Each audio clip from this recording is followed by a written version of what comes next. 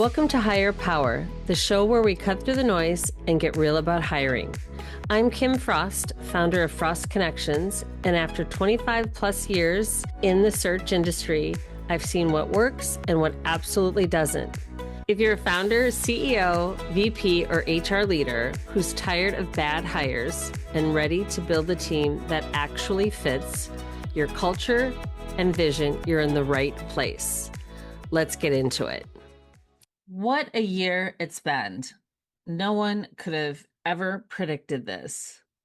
And what's coming next? I'm back and wrapping up another wild, unpredictable, enlightening year in leadership, hiring, and talent strategy.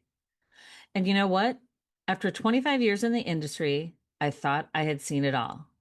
From the dot-com bust, global financial crisis, a pandemic that absolutely shook us to the core and rewired us how we work. And today, tariffs, global geopolitical climate, supply chain complexity, and my personal favorite plot twist, companies still deciding whether to hire someone even after 3 months of interviews. We can't forget me turning that significant age where I still can't believe. And of course, my first year of podcasting. To my surprise, it's been fun, truly. It's forced me to slow down, pay closer attention to the market and people, connect those dots, and dare I say this, maybe get a little smarter. So, what did we cover this year? The invisible thread that I see in the podcast that we explored together, a theme quietly stitched itself through every conversation. And that is, leaders today need emotional intelligence, courage, and clarity, and a whole lot of transparency. We talked about leadership transparency, when to use it, when not to, and how AI is elevating emotional intelligence as a core skill. Succession planning, because the tenure of leaders is shortening while turnover is still rising. The good old stay interviews, your most powerful tool for retaining your hypos before recruiters like me call them, which you know those hypos always get calls.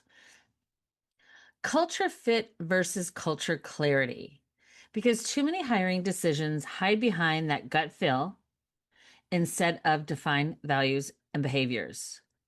And then the employee brand. What yours say when you're not in the room and why your turnover might be telling you the real story. So the thread connecting it all, leadership today is less about authority and more about awareness. Awareness of people, awareness of velocity, awareness of culture, and my favorite, awareness of self. And if you haven't noticed, the leaders who are thriving are the ones who aren't afraid to ask the tough questions, have those tough conversations, and then actually listen to the answers. Nobody likes confrontation. How about we change that term and just say difficult conversations? Because great leaders have to have those difficult conversations. And honestly, that applies to your personal life too. Because I guarantee one thing, even though you may agree to disagree, you have those difficult conversations, you always walk away with a clearer picture, and I bet a lot of assumptions blown up. I just went through this with a few of my closest friends for over 40 years. I can't believe I said that out loud. We all made assumptions, we did the avoidance thing, and the outcome, feeling really lousy. However, we were brave enough to discuss that uncomfortableness. And what did we do? We realized we made assumptions. We moved on. But okay, I digress. You get my point. So let's talk about the job market, the 2025 reality check. As I wrap up this year, here are my honest observation about the markets. Back to my no fluff, no buzzwords, no sugarcoating. 1, leadership layoffs are still very real. And when layoffs hit the leadership level, the ripple effect moves deeper and faster through the economy. This isn't isolated, it's systemic. And yes, I wish I had different news for all of you for 2026, but I still see this coming. Though, too, companies are hiring, just painfully slow. We saw that urgency in 2021 to 2023. We knew that wasn't sustainable, but we over indexed during and after the global pandemic because every business had to continue doing business. And now, what are we seeing? We see that swing in the other direction. There's caution, deliberation, delays, sometimes too much. The third thing we saw this year, manufacturing is bracing. Between geopolitical uncertainty and the potential impact of new tariffs, leaders in manufacturing are holding tight. Some are even restructuring their org charts in anticipation of this. 4, private equity slowed to a crawl, but we're seeing a faint pulse again. I'm starting to see early signs of activity. With the interest rates dropping a little, deals are starting to move. Capital is loosening. Conversations are restarting. It's definitely not 2021, but the engines are humming again. And lastly, I can't leave without talking about this. There's AI. AI is transforming everything from hiring to operations to forecasting. And yes, it's both impressive, but it's also a bit terrifying. But here's the nuance. We're seeing over indexing again. So right now, companies are over indexing on AI. They're still trying to figure it out. Many are pausing leadership hires to ask, how should we use AI and how should AI be incorporated into this role? They're thinking, do we even need this position in the same way?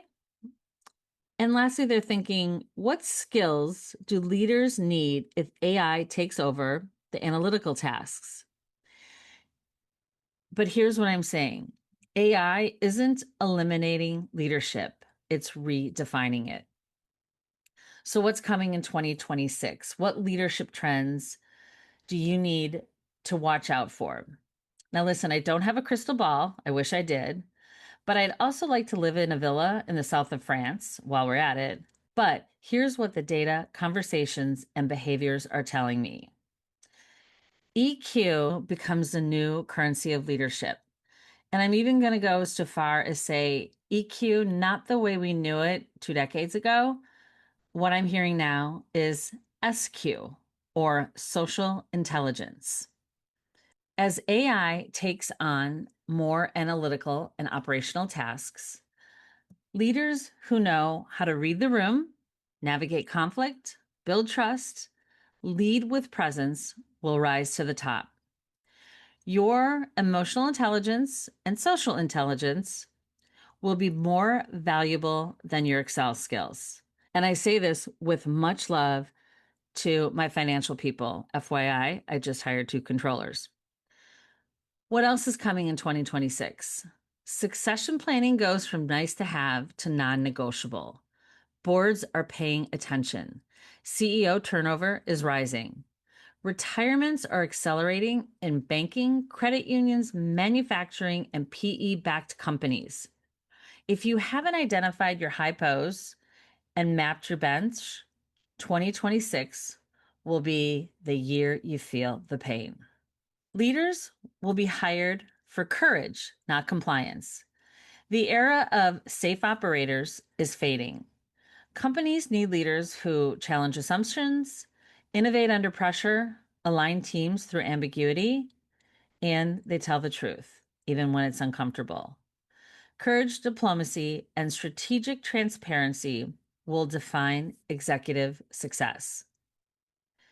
Talent mobility will surge. As market confidence returns, more leaders will make moves, not because they have to, but because they want to. 2026 even though we're not going to see, I believe, as much movement as we have right after the pandemic, I do believe we're going to see a year of intentional, thoughtful career changes. AI leadership roles will explode. I think I wrote about that on LinkedIn last year. So we're literally seeing these new titles: Chief AI Strategist, VP of Human and Machine Operations, Director of Ethical AI Integration. Companies will need these type of leaders who can integrate AI, not just regulate it. And lastly, culture will be the deciding factor in retention. It's not compensation, it's not perks, it's not the office snacks or the coffee bar, which is my personal favorite. It's culture clarity, culture consistency, and leadership behavior will be what keeps your high performers from taking that call. And again, they are still getting calls.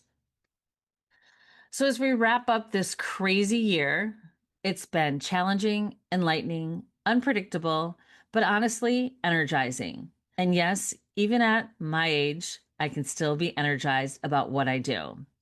This year reminded me what I love to do: working with leaders who are willing to grow, who are willing to rethink old ways, and willing to build workplaces that actually work. And podcasting? It turned out to be one of the best decisions I made. Why? Because it really pushed me to articulate what I've been seeing, sensing, and studying for 25 years. So here's my message as we walk into 2026. Be a leader who chooses clarity over chaos, courage over comfort, people over processes, and awareness over autopilot. Your employees need it, your business needs it, and your future self will thank you for it. I'd love to hear what episode or episodes you found valuable, as well as what you'd like to hear more about in 2026 as a leader. Thank you for listening, learning, laughing, and growing with me this year. I'm excited about what's ahead. And trust me, 2026 is going to be a year where great leaders truly stand out. Until next time, keep leading with intention, curiosity, and a pinch of wit. Happy New Year. That's it for this episode of Hire Power. If you're ready to hire smarter, connect with me at frostconnections.com or at LinkedIn at Kim Frost. And if you've got something to say about today's episode, follow the show and share it with someone who needs to hear it. Until next time, hire smart, lead better, and remember, how you hire is who you become. See you next week. No fluff, just better hires.